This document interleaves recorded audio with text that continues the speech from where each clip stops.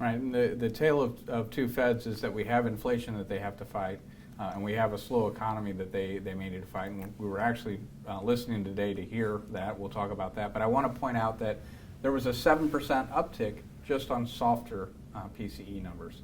So that's how quick the market would respond if they thought that the interest rate hikes were beginning to stabilize and they were starting to slow.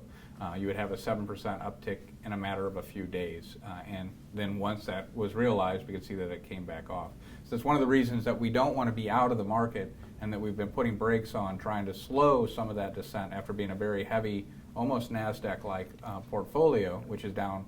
The NASDAQ is down more than 30%, while the S&P finally hit that bear market at 20%.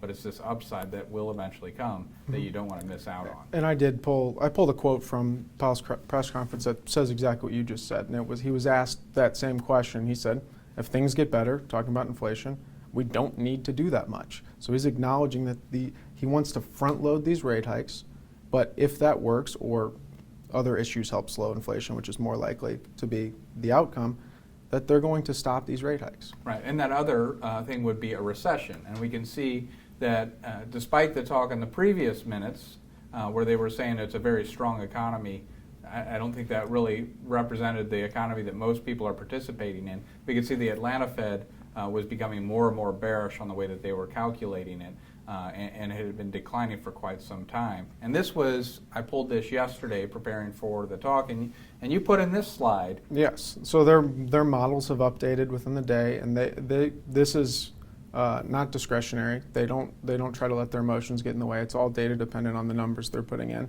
And they had numbers slowing down from consumption, private investment, and government spending, which got them to no growth forecast for this quarter, right. Q2. Q2, I think, is up in the air. I'd say it's 50-50%, 50-50 on whether it's a negative print or not.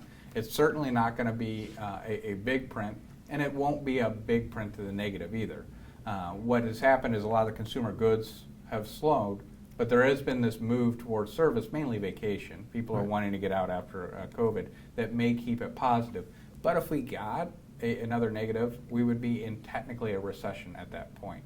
So this is a big deal, and this is while the Fed a couple of was it 4 weeks ago, 3 weeks ago? Yeah, 5 weeks ago. We were watching it, and we were kind of scratching our head on how they could say this was a strong economy whenever we had a Q1 that was negative. Yeah, so that's what we wanted. We wanted to make sure they're admitting that the economy's slowing, and they did. I mean, we've seen a lot of companies announce layoffs are coming. They say they're data dependent, and that hasn't made it in the numbers yet. We had slowing job growth last month, but it was growth. So we were wondering, are they going to admit that, or are they going to say, well, the economy's still really strong? They came in somewhere in the middle and admitted to some of the slowing, but inflation's here, and they do need to fight inflation. I would say with the places that we've seen where they're talking about laying off, a lot of times they're in the areas that really did well during COVID. One of them is RV trailers. Well, with as many RVs that were sold in 2020, 2021, there's not a lot of new purchases now. So it's definitely different on how we typically are arriving at a recession. So it may be some of the data that is being mapped to predict a recession is a little off from previous ones because this is the first time we've had a lockdown, and the way that people are responding are different than other recessions. And they didn't just acknowledge it, but it was a projection meeting, so we got to see, well, last projection meeting, which was March, not last month, they had forecasted 2022 to be 2.8% real GDP growth. And now the Fed's saying it's 1.7 is their forecast for this year. And we're way too early for them to start saying recession because no central bank wants to admit to recession. But admitting a 1.1% decline in growth is admitting they're seeing slowing.